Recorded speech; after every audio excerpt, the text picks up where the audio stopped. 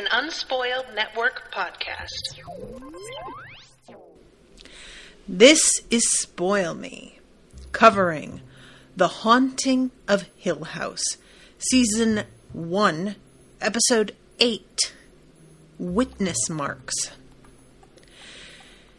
In this episode, if you watched the live watch, I may, perhaps, peed my pants.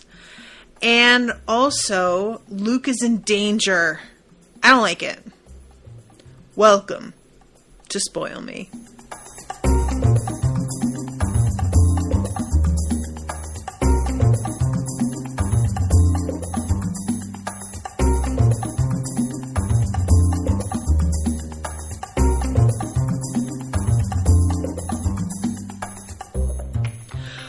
Welcome to the show, everyone. I am Natasha. Thank you very much to Candace for commissioning this episode. Candace is here in the chat. Yeah, guys, I think that this episode contained definitely the scariest of the jump scares in the show so far.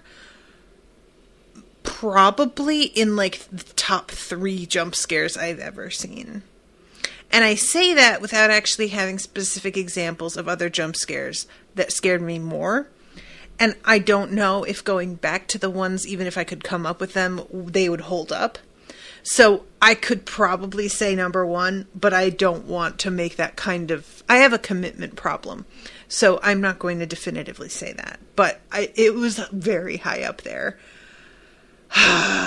And just FYI, those of you who are here in the chat... Owen has a date with his pseudo sister this evening, and he's going to be watching a movie with her. So I think I am going to be doing the live watch this evening while he's doing that. So just, in case any of you guys wanted to join me, probably start that at around 9 Central Time. So anyway, yeah, this episode is full of really intense shit, but I think the thing that I want to talk about the most is how much worse it turns out Steve is than I even thought, because I hated him already.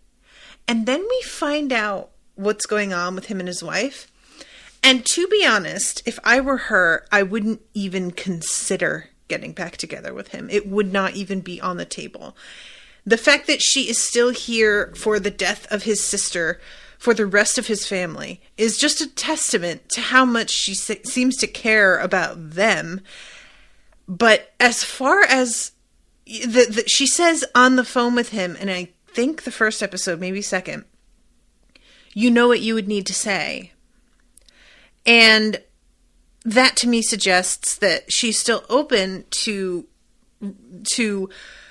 trying again as long as he's willing to have children. And I can't think of a better example of why you don't want to have kids with somebody than this type of behavior. It turns out that Steve got a vasectomy when he was in college because he knew then that due to the alleged mental illness in his family, he did not want to have children and pass on, as he puts it, his rotten genes. Now look, it is a little bit of a bummer that the show treats mental illness as this completely out of control monster in its way. Like, there's definitely a metaphor here with the parallels of the mental illness and the way that it has infected a family in Steve's eyes, and the black mold. Like, for me, those are very clear parallels that they're trying to make here. So I don't love that. That said, I can't help but understand Steve's position in college. I would like to stress, back then when he chooses to get a vasectomy, I really understand not wanting to pass on something that could be this difficult to deal with, especially when you live in a country that, and a society in general, let's be honest, most countries do not have mental health care under control. We don't study it enough. We're like beginning to treat it more seriously, but it has never been a priority. And I don't blame people who don't want to pass this on. I know that Owen, he has a history of chromosome issues in his family. And he had a sister with a chromosome deficiency. He has a cousin that was recently born that has Down syndrome. And just facing facts, in the United States, raising a special needs kid is fucking hard. It's soul crushing. So I am not trying to say that people who have special needs are less valid human beings, but I do want to acknowledge the reality of parenting somebody who needs a lot of attention and a lot of care that the average child isn't going to need. It's hard enough to be a fucking regular parent. Never mind adding all kinds of extra hoops to jump through in order to get coverage for various things, etc. Yeah, Candace is saying in the chat, exactly, they are so much.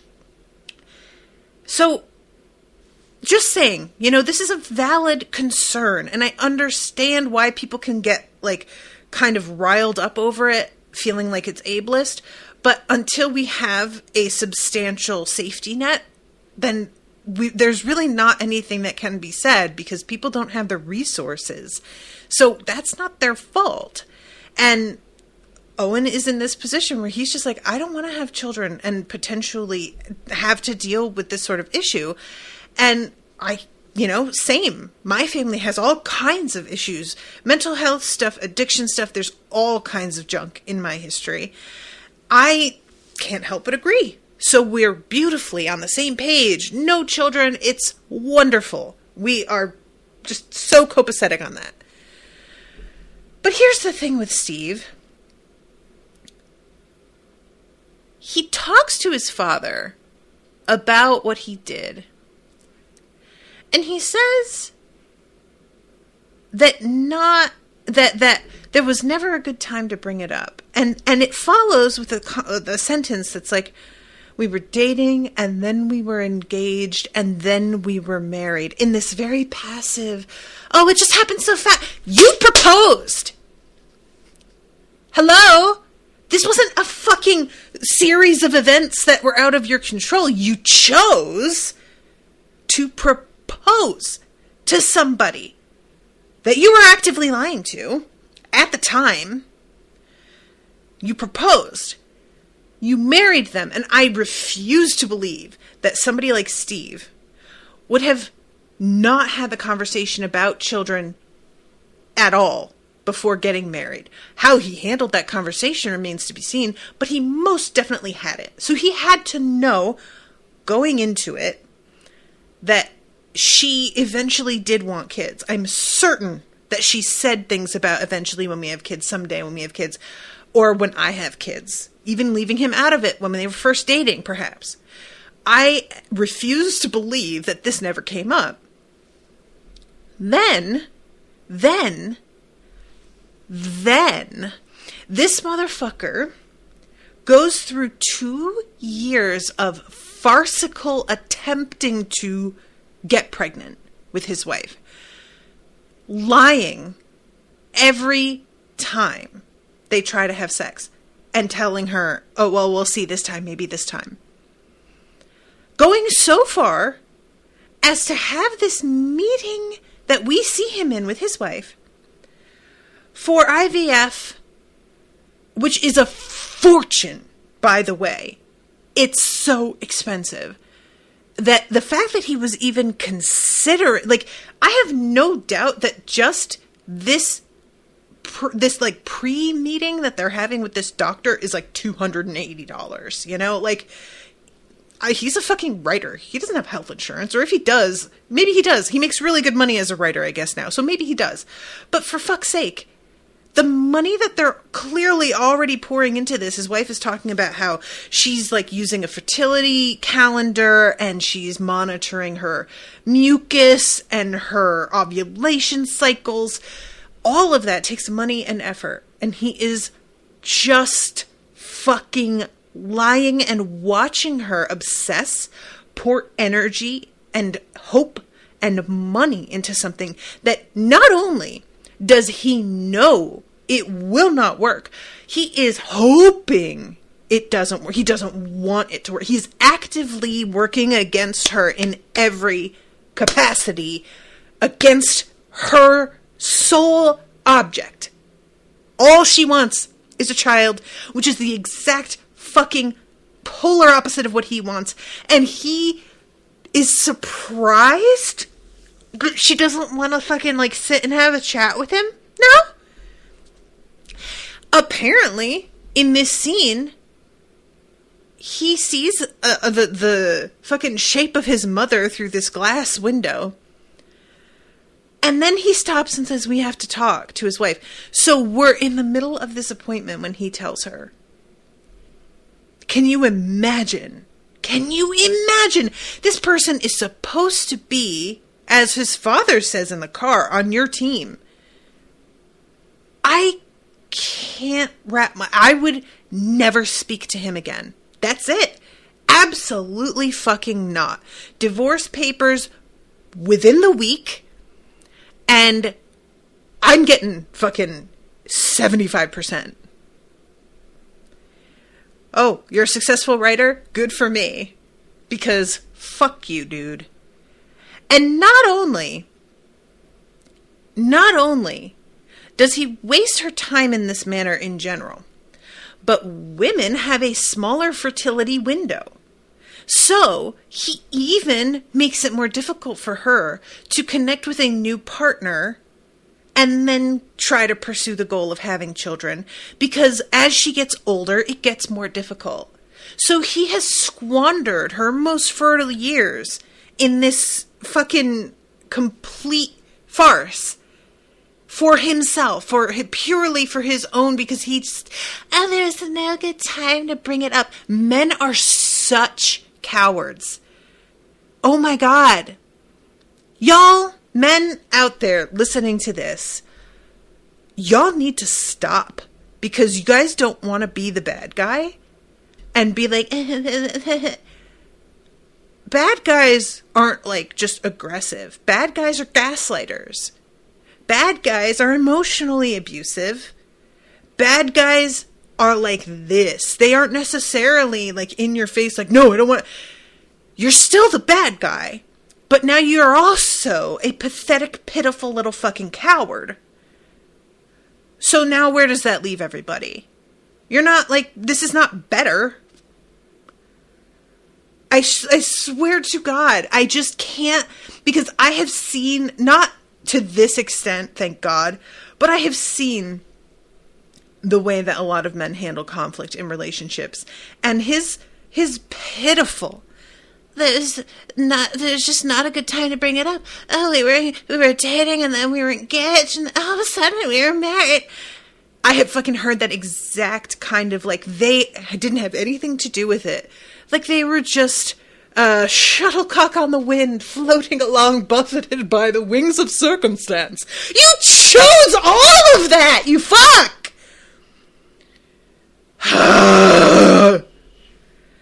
Meanwhile, these dudes are going to be the first one in comment sections talking about fucking personal responsibility. But, you know, that's a whole other fucking story.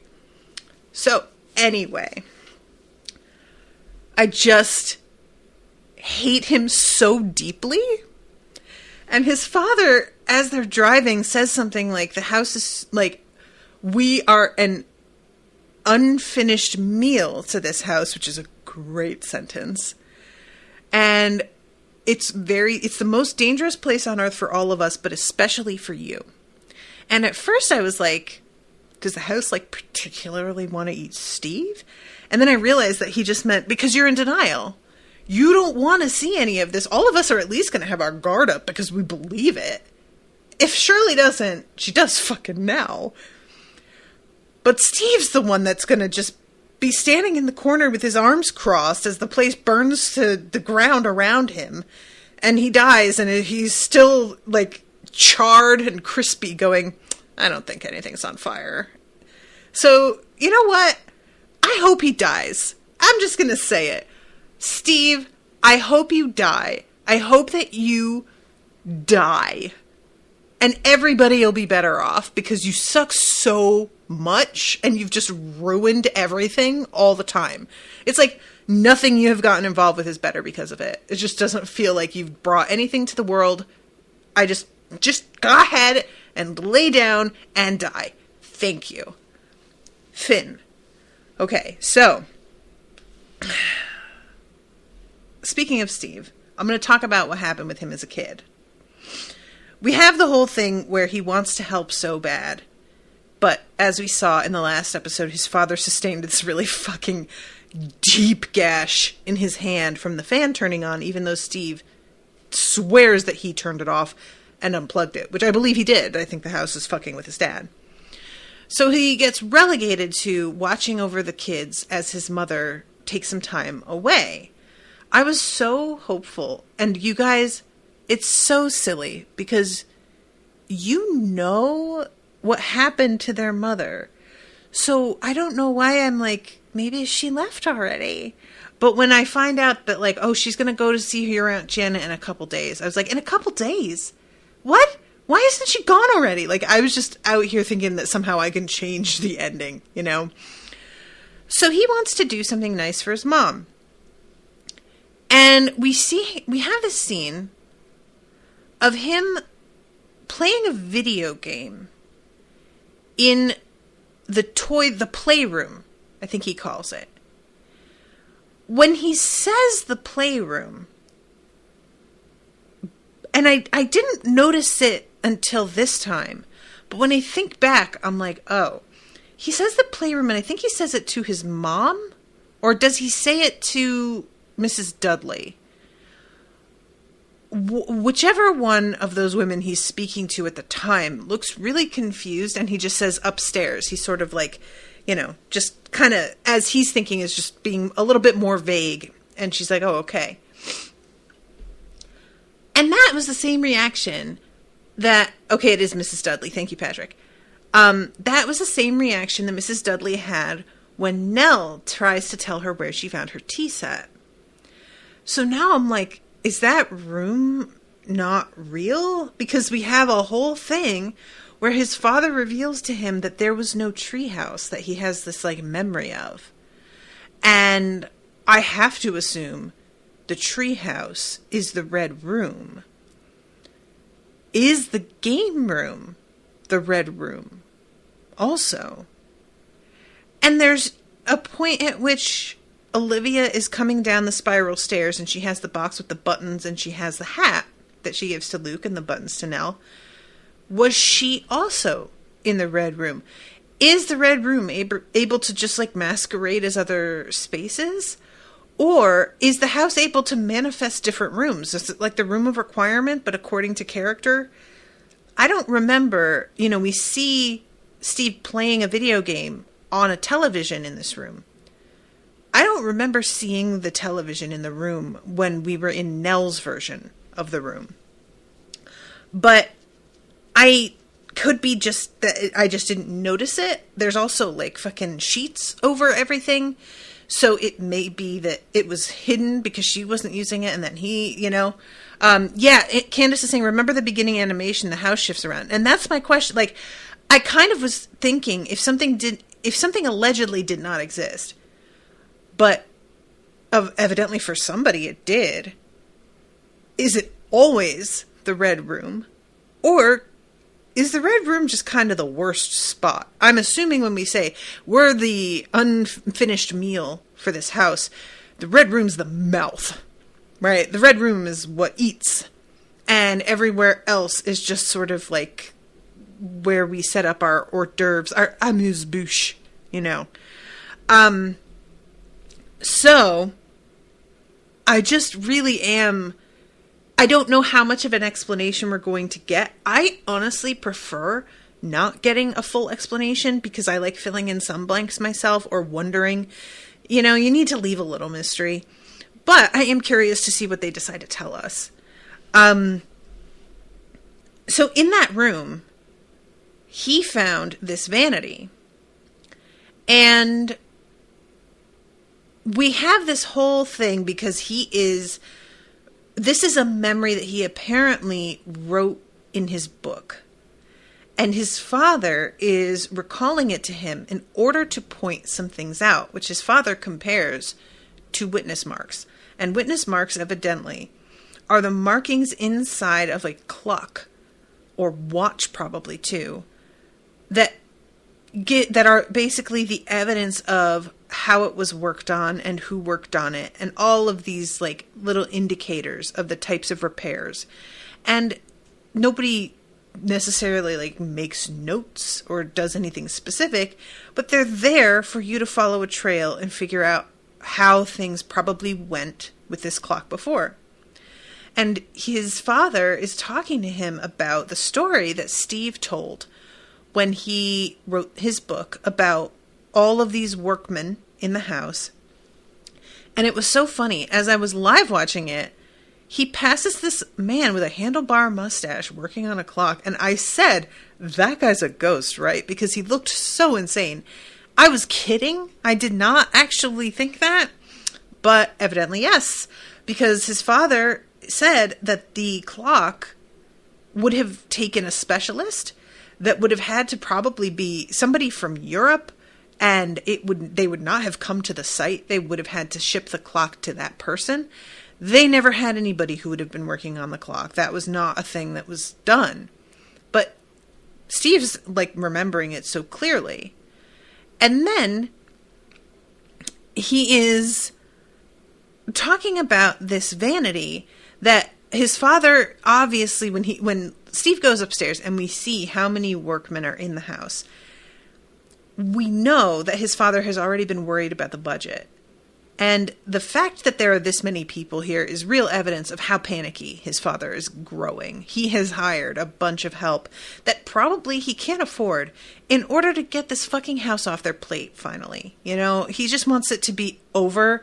And I think a lot of us can relate to projects that we started thinking we could handle it. And then we're like, oh my God, call in a professional because I swear to God, I am gonna die.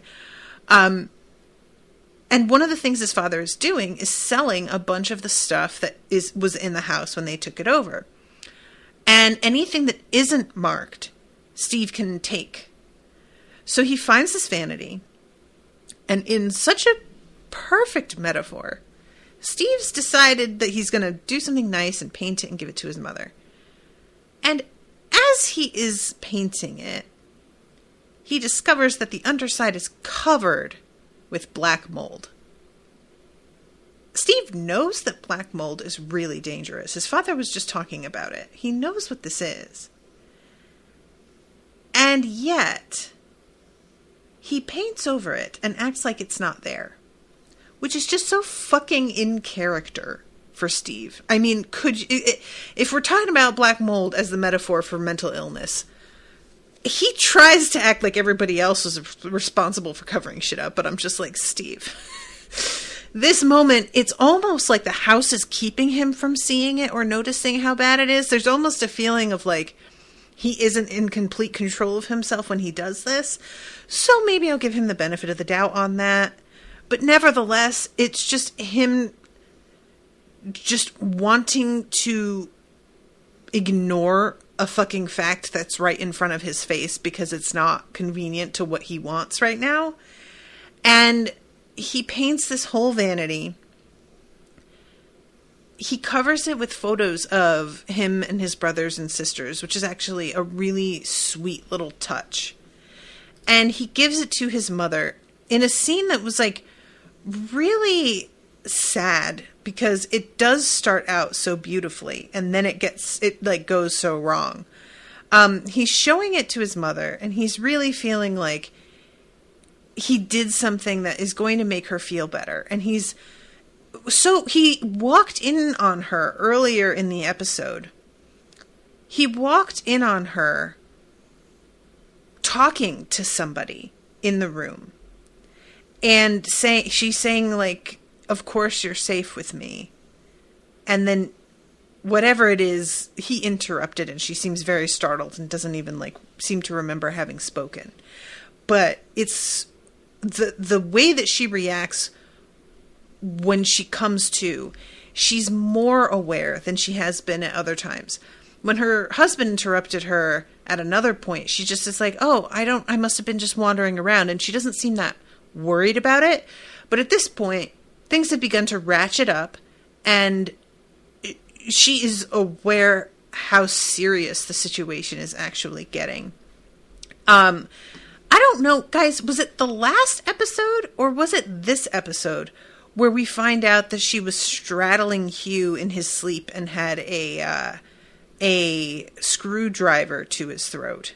Because I feel like it may have been last episode and I didn't even talk about it.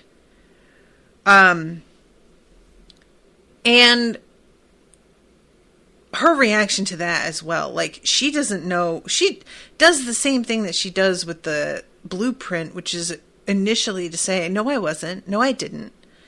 And it's just really, like, awful to watch this immediate knee-jerk denial.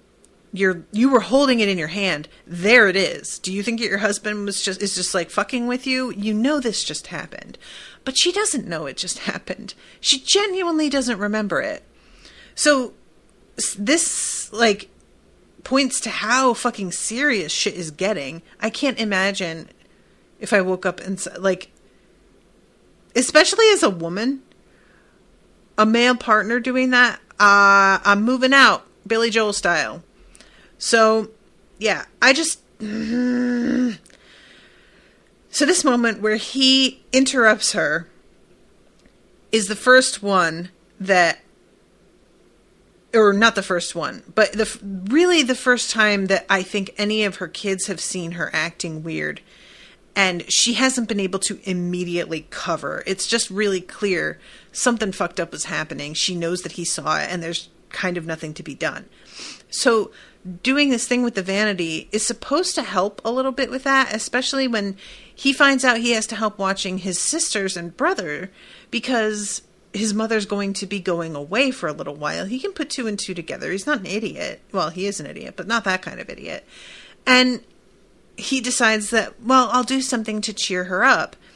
And there's something sort of heartbreaking about it because, like I said, as a kid, especially when you are the oldest and especially when your parents have their own issues going on, whether it be with addiction or mental health, or probably a number of other things, a lot of kids in this position begin to take responsibility for their parents' welfare in a way that isn't healthy and begins to, like, sometimes the parent will actually take advantage of that to a point that it becomes this cyclical sort of, like, codependent thing that's really awful to watch. So he does this, and she seems really happy with it. She sits down at the mirror, and he asks, how long are you going to be gone? She says, oh, not long. I just need a little time away. It's nothing more than that, okay? The camera slowly pans away from his face, and she's saying, it's perfect. This is perfect. I love it. And then as she's sitting there, her face falls. Her eyes go kind of blank. I thought almost that she saw something in the mirror behind her. It's not totally clear if that's what's happening, but I think that's the implication here. She starts to breathe really heavy as if she is terrified. And then all of a sudden, she punches the mirror. And you see her come back to herself the instant it happens. It's not like she punched it and kept on acting weird after. It was like she punched it and then was like, oh, fuck. Oh, fuck, I fucked up. And she starts immediately crying and just saying, baby, oh, I'm so sorry. And he is looking incredibly distressed because, yeah, he's a child. Everything was fine. It's no wonder that this made it into a memoir. You know, this is a formative moment as a kid. I do not doubt. I just really want to know what the hell happened in that mirror, though. So, like I said, eventually in the conversation that he has with his father, because his father, the conversation between the two of them and between Theo and Shirley is marked by one major consistent factor, which is that one person keeps demanding to know, but also not wanting to let the other person talk at all.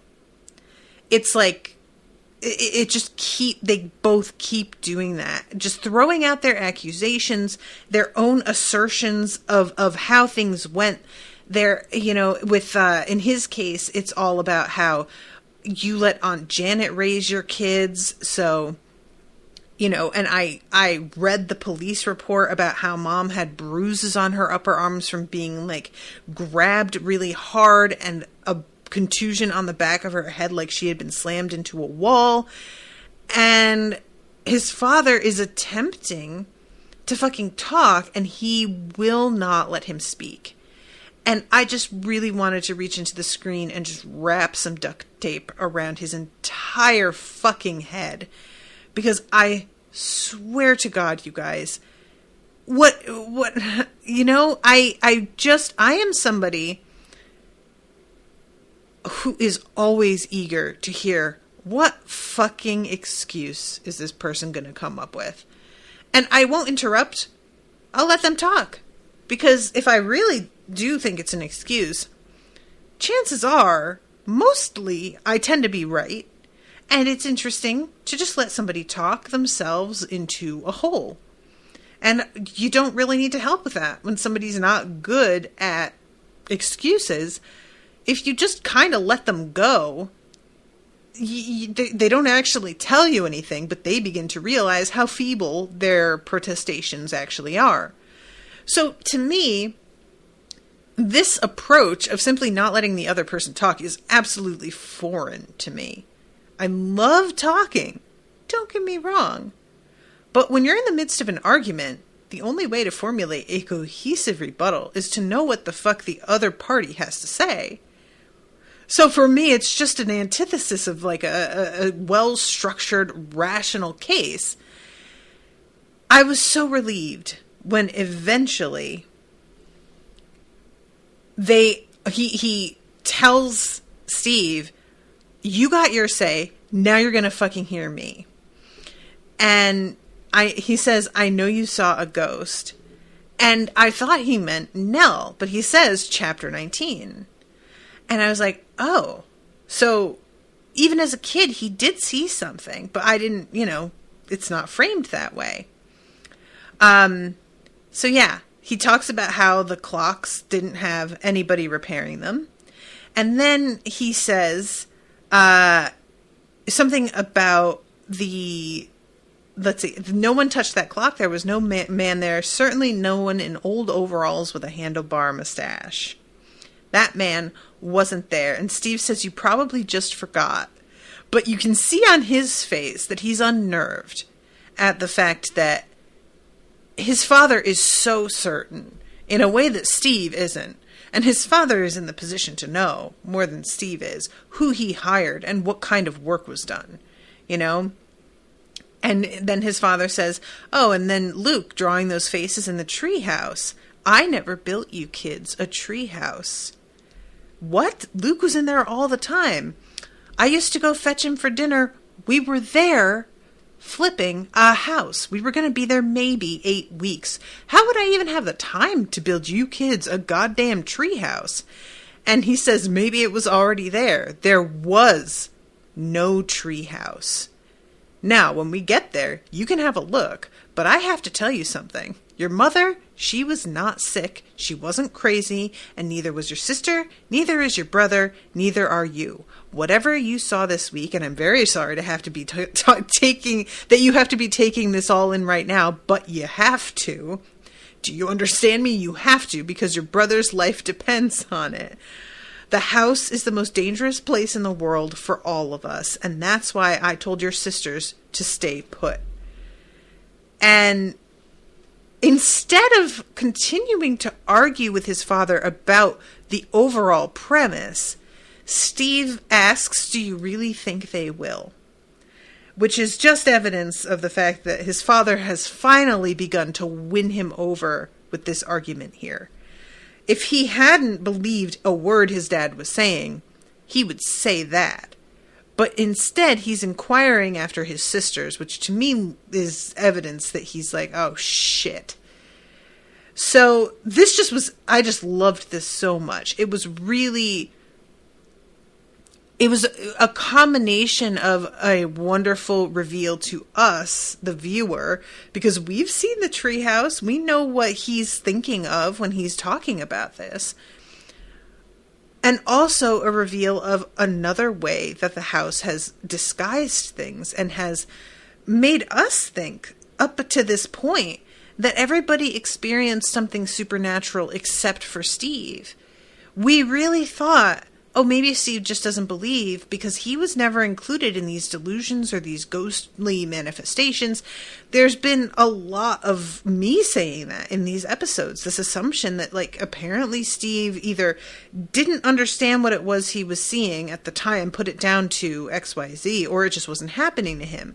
And when I said didn't understand, what he was seeing, what I meant was more like, something weird would happen and maybe Steve would explain it away. It never occurred to me that Steve would experience something and not realize at all that was something supernatural. I thought he would experience something and then go into denial over it, not just be completely unaware, which is a very different thing and much more unnerving, in my opinion. Denial is a choice that we make, and sometimes it's a coping mechanism, and, denial has its place. I understand why it's there, but it is still something that we do to ourselves, and I was judging him a lot more for that. If this was happening as a kid and he didn't even know it was happening, part of me feels like, well, I can't really blame him for not getting some of this then. Later on in life, when his family members tell him and he doesn't believe them, that's a whole other kettle of fish. People that you otherwise trust, you shouldn't suddenly decide that they're lying about just this one thing. That doesn't fall in with their personality. Then you believe them, even if, but yeah, just having, as far as he knew, been in a room that seemed like it was real. The game room as well as the treehouse. Are they the same room? I don't know. I'm assuming the game room is not the same as the treehouse room, because I'm really putting the treehouse room as 100% the same as the red room. But I may be wrong about that. I think the reason I assume that, and I'm realizing that I actually don't know this, I am picturing the red room as being the room at the top of the spiral staircase, but I don't know why I think that. It's just because we've never seen what's at the top of the spiral staircase, I think. So I assume, because of, his mother coming down there and having these mysterious things that she found, I'm assuming that's where. And also, when she says we're having a tea party to Nell, and they begin to go up that staircase, and Luke said something about having a tea party with Abigail, I think, and Mom. I am assuming that all of that is the red room. So that's pretty much everything with Steve this episode. The one other thing that we get is him and his dad. They're like pretty certain. I'm not sure about his dad, but I'm going to go ahead and say I'm pretty sure his father at first is of the same mind as Steve is. I think his father probably assumes that Luke is being called to the house in order to kill himself also. And it's not until they stop at a gas station, because Shirley has an alert put on her credit card that Luke stole. And they're all sort of expecting that Luke took Theo's car and took Shirley's card because he's going to sell them and get drugs. And then when the card is actually used, and it's at a gas station in, I think she says Amherst, and they all immediately know where Luke is likely headed. So It's such a shame, too, because it takes so long for this alert to come up that Luke really does have quite a head start on them. I am assuming he's going to have been at the house for a good hour before they all get there, depending on how time works, because God knows, I barely know how time works in our world. So, in this universe, who knows? But yeah, they go and they check out this gas station that the card got pinged at. And they ask the guy behind the counter, did you see this dude come in? Was he acting weird? And the guy is like, he did fill up 5 canisters of gasoline. And then it becomes clear that he is going to try and burn Hill House down. And my immediate reaction was, good for you, Luke. Like, I just was so delighted for him, because that's the fucking attitude. I know it's not good for his health. I know that his father is right and that Hill House is going to defend itself, but nevertheless, somebody needs to do something. Somebody needs to get this place off the map, So I'm not mad at him. I am extremely frightened for him. That's different. So let's back up and let's talk about what's going on with Shirley. The episode actually begins in Shirley's office. And she is, we are still seeing all of the mold on the floor and the mold damage to the Forever House, which she begins to discover later. And we have, her father, who is picking up all of the pieces off the ground, chanting to himself, I can fix this, which is, of course, the metaphor. And eventually everybody takes off except for her. And Theo leaves, but hasn't left the premises. She comes back around eventually. So then we have this scene where she is alone in the house, and there is a knocking at the door and doorbell situation. And I have to add that she's cleaning up this house and looking at all of the pieces on the floor. And it's just really unnerving to see her down on the floor where we just saw her mother's corpse dragging itself last episode. I know that it's very unlikely that her mother is, still hanging around and gonna do anything. I just don't like seeing her in that spot at all. And I have to assume the director is well aware of that. And that is why he set this up the way that he did, because he knows that we're all just going to be low key, completely on edge just by virtue of where she's sitting. These horror directors are they're a sadistic lot, I have to say. So she's studying these pieces. She sees the black mold, but she just says to herself, what the fuck? It's not clear if she knows what the connection is there, because I don't know how much she knew. Steve was on the front lines of his father's discovering that the house was infested with black mold. I don't know if Shirley ever knew that was going on or what. So for her, she seems to not get it. But as she's sitting there, the doorbell rings. And I should mention, it's Halloween. So Luke trying to burn down this fucking house tonight of all nights. Go back and forth on it. On the one hand, I have to assume Halloween is when the house will be at its strongest, peak strength. This is when the demons rise, right? But then there's something like Dresden Files. Immortals are vulnerable at Halloween. And that is one of the only days in the calendar at all that you can kill one. And by immortals, I mean fairy queens and whatnot. Because the veil is thin on that night. So perhaps if you're going to try and exert your revenge on this supernatural location, Halloween is the exact night you want to do it. I don't know. You know, I have no theories on this. Ashley says, I feel like that should raise a lot of red flags and he shouldn't have been allowed to bought that much by the gas. Ashley, I don't know if you've been keeping an eye on the United States, but gas is really not monitored the way you would expect it to be a lot of the time. So I understand your feelings on that, but also, we are extremely lax on weird shit. You know, he can buy 5 canisters of gasoline, but God forbid he try to buy 2 boxes of Sudafed. And then, oh no, God forbid.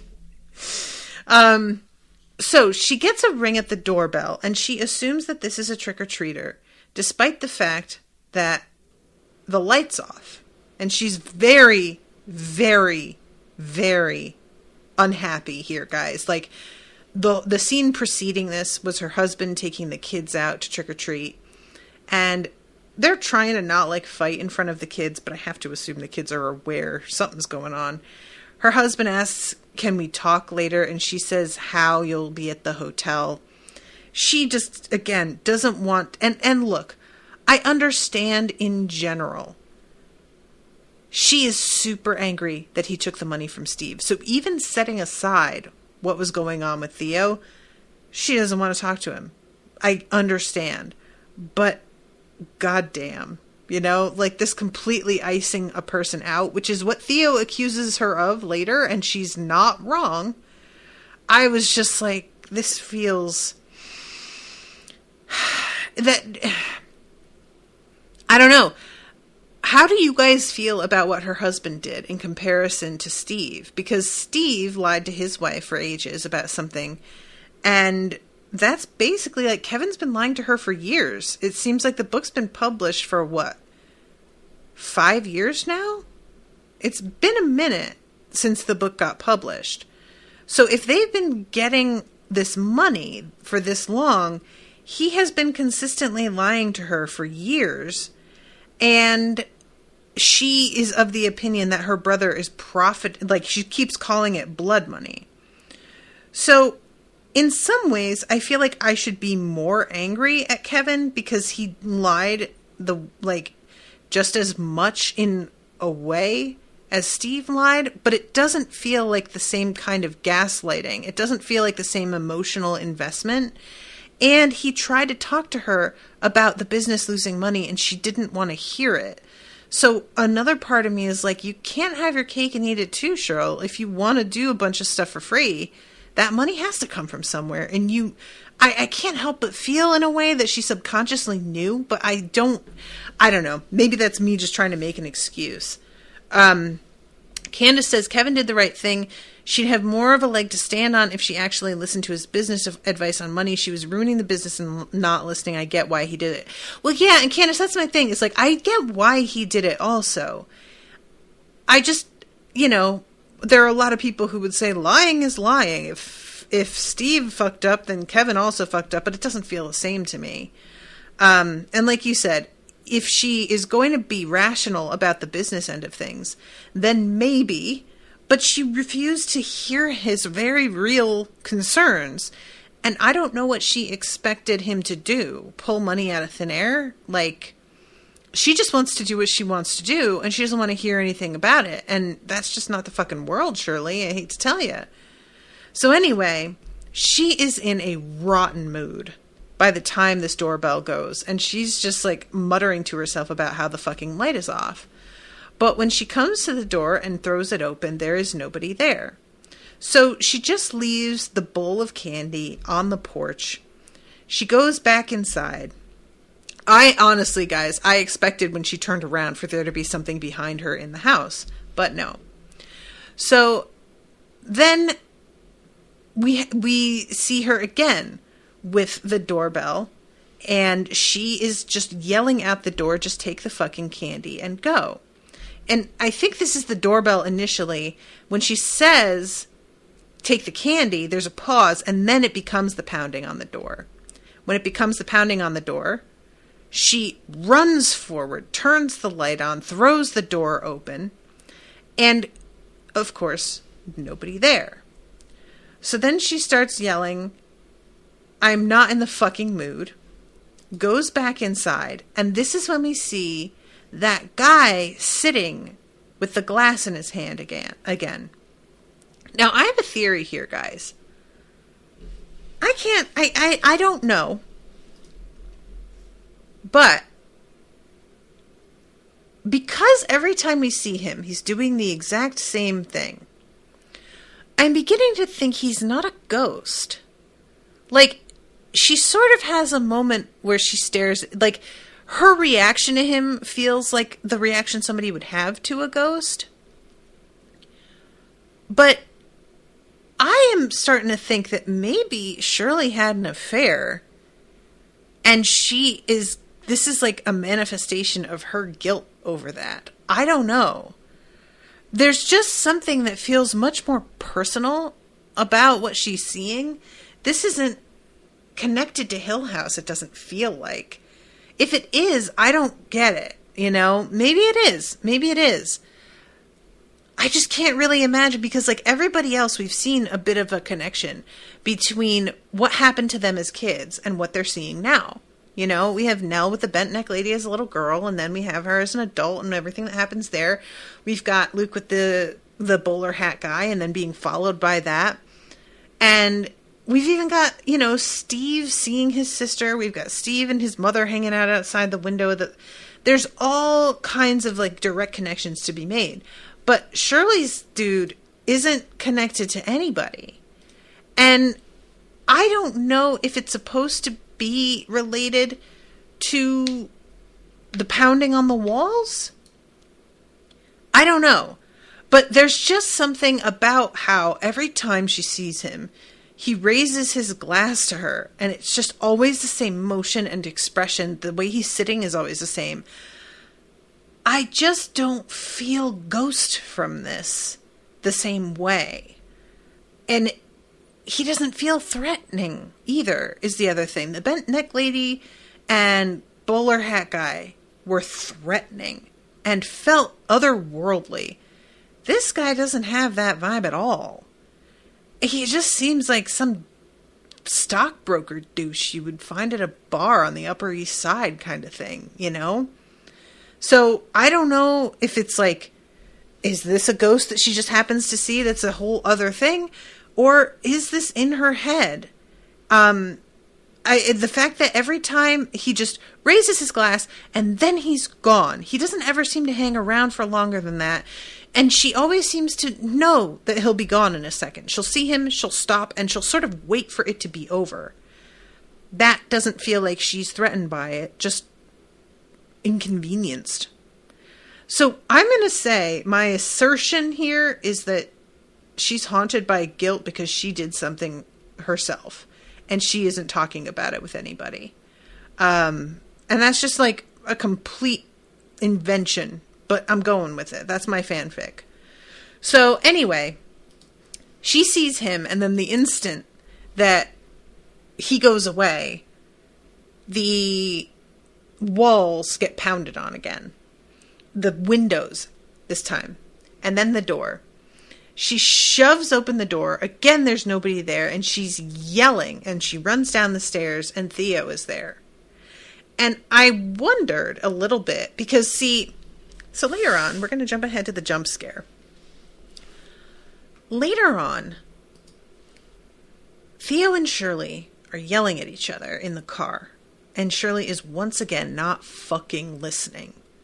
Oh my God, I want to kill her. And in the midst of this fight, Nell shoves her head screaming between the two of them in the scariest moment. I guys, if you watch the live watch, I literally yell. I just genuinely, like, I covered my mouth because I realized I was screaming into the mic and that I probably, like, blew somebody's eardrums out, but seriously freaked me out. And I said before that I couldn't tell what Nell's intention is. Every time we see the corpse of their mom, she feels like a manifestation of Hill House. She feels like Hill House is trying to fuck with everybody. Nell looks similar to their mom. So I want to put her into that same category, but she doesn't feel as malevolent. It almost feels, when she screams between the two of them, that she's trying to be like, shut the fuck up, you two. Holy shit, can you stop arguing for like a second? Jesus Christ, do you hear yourselves? Like, there's almost a frustration to her that I appreciated. So, if I was to say that Nell is like from like the afterlife trying to get her family to get it the fuck together, I almost want to draw a connection there to the fact that the pounding on the walls gets worse as Theo gets closer to the house. It's almost like she's trying, if it's indeed Nell, and I'm gonna say it is, like, there is an attempt to force them to bond over something here, you know? And I may be just reading too much into it, but the fact that the pounding got worse and worse and worse as Theo's coming around the corner, and we saw Shirley and Theo as little kids in their bedroom, and the same pounding on the walls was happening. As we know, shit that happened in Hill House, I mean, the bent neck lady was from the future, technically. So why can't the pounding on the walls have been as well, sort of literally forcing them together into the same bed to comfort one another? I can't help but wonder if that isn't, like, kind of intentional here. So let's see. Patrick said, I looked it up too after the live watch, and yes, the director told her to pop up like a page earlier in their script. Oh, which, side note, good choice, because a page more of the argument is tedious. Yeah. Candace, I'm pretty sure when they filmed that scene, the actress didn't know when the head would pop. I was wondering that, because there's a bit of, like, you know, even if you know it's coming, it's going to be really scary anyway. But yeah, that's pretty amazing. So anyway, yeah, Theo shows up in the midst of her sister, like, completely bugging out, and follows her inside, and they have this argument. Theo alleges that she is coming to apologize, but then she tries to tell Shirley that she's trying to do her a favor living in her guest house because Shirley ices people out. And this is one of those moments where I'm like, look, Theo, I want to believe you, but also I don't feel like your argument's super strong. You know, like, I feel like this was the wrong approach, but, you know, and I love Shirley. I ice people out. Have you met yourself? So she says, I am an adult. I am a fucking doctor. And she says, you are a fucking slut. And I was just like, Shirley, girl, seriously. So she tries to tell her Kevin didn't do anything. And Shirley says, don't you fucking dare defend my husband. And I'm like, I'm not really sure, Shirley, what your problem is with her defending your husband. Like, it was a weird reaction. I don't know if she's trying to act like, does she think that Theo's, like, in love with him or something? Like, what exactly was that about? Maybe it's just the fact that she knows Theo was aware of the money thing, and so she already feels like the two of them were in cahoots. So this just feels like another bit of Theo and her husband having a sort of relationship where they're protective of each other that she didn't know was even a thing. I guess I could see how that would be, like, galling in the moment, you know? So they're in the midst of this argument again, and then all of a sudden she shoves Theo, and Theo, like, runs after her, grabs her by the arm. She turns around and takes a swing and punches her in the boob. And again, in the live watch, I said, did she just punch her in the boob? And that was immediately followed by Theo saying, did you just punch me in the boob? And it was unexpectedly funny. Like, what a weird bit of lightness to be inserted in this moment. It was very unexpected. And Shirley just, yeah, if you kiss my husband, that's what you get. You get punched in the fucking boob. And you get evicted from my fucking house. And as she's dragging Theo to the door, the pounding comes again. And you see Shirley's face. Like, she knows that this isn't normal anymore. She keeps trying to act like it's kids. But at this moment, she gets that that's not what's going on. She shoves the door open. There's nobody there. The door swings shut again. And the instant the door hits the door jamb, the pounding begins once more. And then on the window. And then to the walls, to the sweat drop down my balls. All these bitches crawl. I'm sorry, guys. I really had to, though. It was a compulsion that I had in my soul that I just couldn't not. You have to understand, right? So they completely flip out. And then she gets the call about the credit card. Calls Steve and her dad. They head out. And so do she and Theo. And on the road, first, we have the argument where she does not want to fucking hear it. The screaming sister shoving her head between the two of them in a moment that I am watching it on screen right now. And it genuinely is so fucking startling. I can't, you guys. Oh my God. The car goes off the road.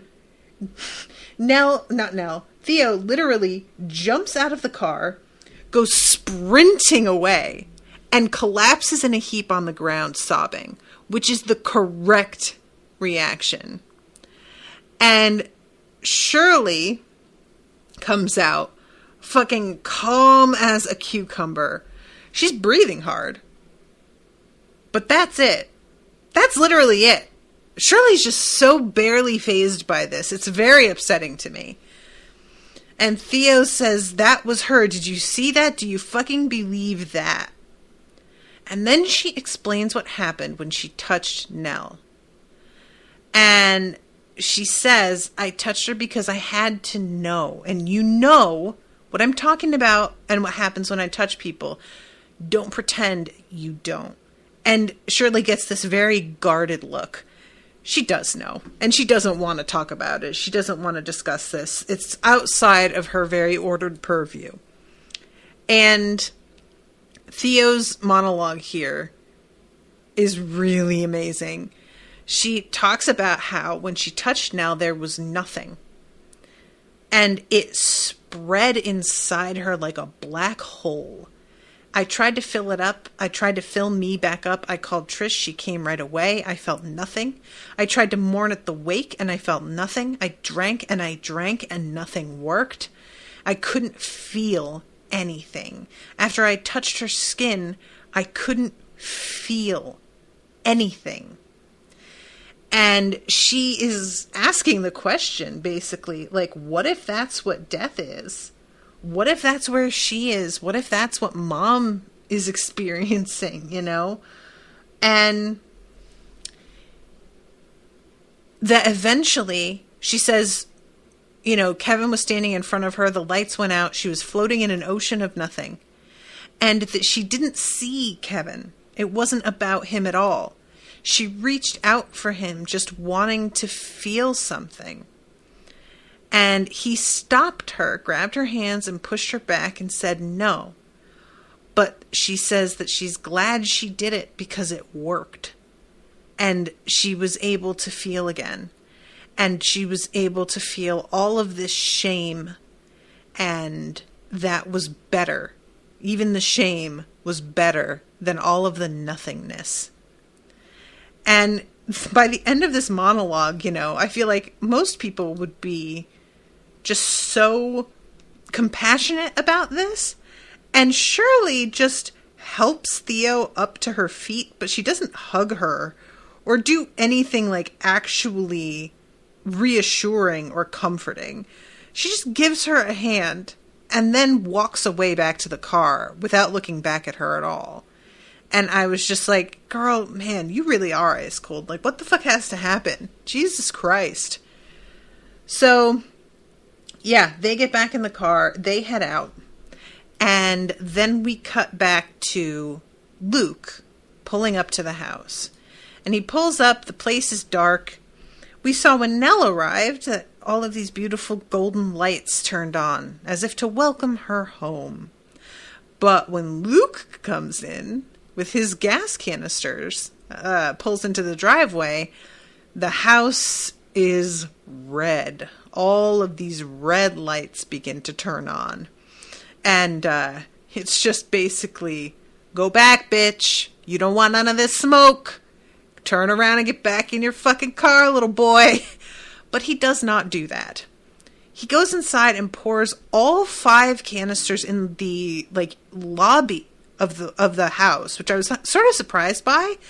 I kind of thought he might run through the house and pour it through various rooms. Because if you just burn the lobby, that's probably not going to do this is a big place, you know? But I can also understand really not wanting to set foot any further into the house than you absolutely have to. So he pours them all out.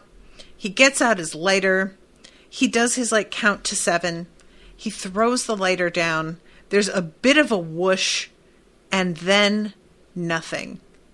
There's a whoosh and a spreading of flame as if a pint of gasoline was mixed in with 20 gallons of water. And just the very surface of that all burnt off. And that was all it took. It's like doing a flambe in a frying pan kind of effect, you know? And he's standing there looking around are you kidding me? Luke was not ready for the way this house was going to handle this shit. And he looks at the top of the stairs, and there's his mother in a red velvet dress, which I don't feel like we have seen before, this dress on her. And she reaches out a hand to him. And the camera cuts back and forth a couple times, but the last time, there is a woman standing behind him that looks like, I think Poppy was her name, whom her photo was in the vanity that Steve found, and Mrs. Dudley tells him about how Poppy and I think his name was just John, if I'm not mistaken. John Hill was, actually born to this house, and he got put in an institution, and he met Poppy there. And they got married and came back to the house. And it looks like Poppy standing behind Luke. And he is saying, Mom, for a second, lets his guard down. And Poppy jumps forward, wraps both her hands over his face. And that is the end of the episode. So, I am dying to know what happens next. Dying. I am and I'll be honest with you guys, I'm gonna give you a mild spoiler here. You know how I am. I try to really not let things influence how I view or read something, because frequently I don't agree with other people. But I will say that I saw the outrage after the finale episode. I know a lot of people didn't like how the show ended. Candace having commissioned this, I am assuming that Candace does like the ending and doesn't agree with the people who were upset by it. So, just wanted to let you know that I do have a little bit of color that I couldn't help but absorb, but I am often not in the majority in terms of my opinions on things. So it remains to be seen, obviously. But I did want to let you know that I'm not impervious. I can't help but see stuff when people are posting statuses about it. So, yeah. But next episode, there's only one before the finale. And I just don't know how... I really don't know where we're going with this. I genuinely don't. So, I'm over time. 10 minutes over. Ugh. I gotta wrap up. Thank you guys again so much for hanging out with me, and I will hopefully see you later tonight with the live watch. If you can't join me, you can come and watch it after if you're interested. It's going to be on the same Crowdcast feed as the show. And until then, toodaloo, motherfuckers.